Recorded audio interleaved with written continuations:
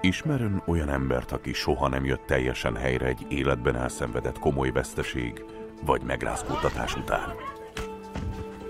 És saját mindennapi életében tapasztalja néha, hogy kételkedik önmagában, hogy negatív gondolatai, megmagyarázhatatlan félelmei vannak, hogy zaklatott vagy észszerűtlen a viselkedése. Múltunk fájdalmas élményei kétségtelenül hatással vannak jelen idejű viselkedésünkre. De mennyire és miért? Mitől távolodik el az elme az észszerű gondolkodástól vagy viselkedéstől? Ez a dianetika tárgya. Elménk, életünk minden pillanatában felvételt készít mindarról, ami történik velünk.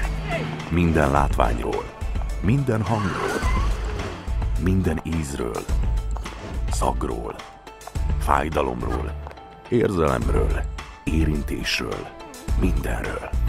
Ezek a felvételek alkotják az időnyomnak nevezett dolgot.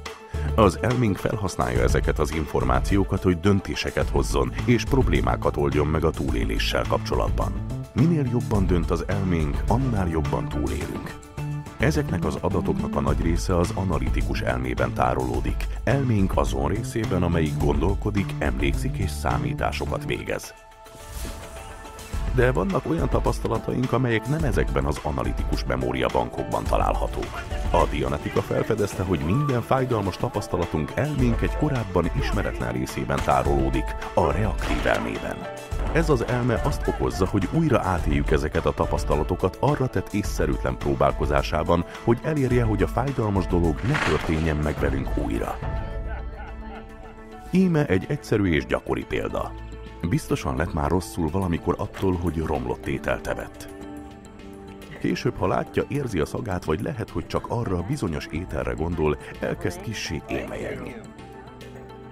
Tudjuk, hogy logikusan az étel puszta látványa, szaga vagy gondolata nem tudja a testünket fizikailag megbetegíteni, mivel valójában nem ettünk belőle újra. Mégis ugyanazt az émelygést érezzük, mint korábban. Ez a reaktív elme, amely újra megtapasztaltatja velünk ugyanazokat az érzékleteket, amelyekről abban a korábbi eseményben felvételt készített, arra tett durva próbálkozásában, hogy megvédelmezzen bennünket attól, amiről azt hiszi, hogy egy veszélyes helyzet. Kizárólag inger reakció alapon működik a tudatosságunk szintje alatt. A reaktív elménkben rejtőző fájdalmas tapasztalatok okozzák félelmeinket, kétségeinket, negatív gondolatainkat, nem kívánatos érzelmeinket és észszerűtlen viselkedésünket.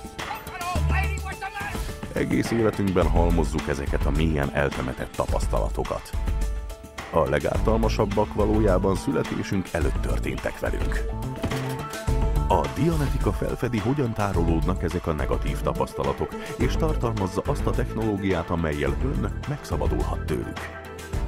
Vajon milyen lenne az élet, ha mindazok a fájdalmas tapasztalatok többé nem befolyásolnák az ön képességeit, érzelmeit és viselkedését?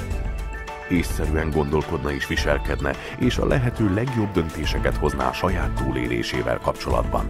Teljes mértékben képes lenne kihasználni a képzelőerejét és kreativitását. Magabiztos lenne, intelligensebb, eredményesebb és boldogabb.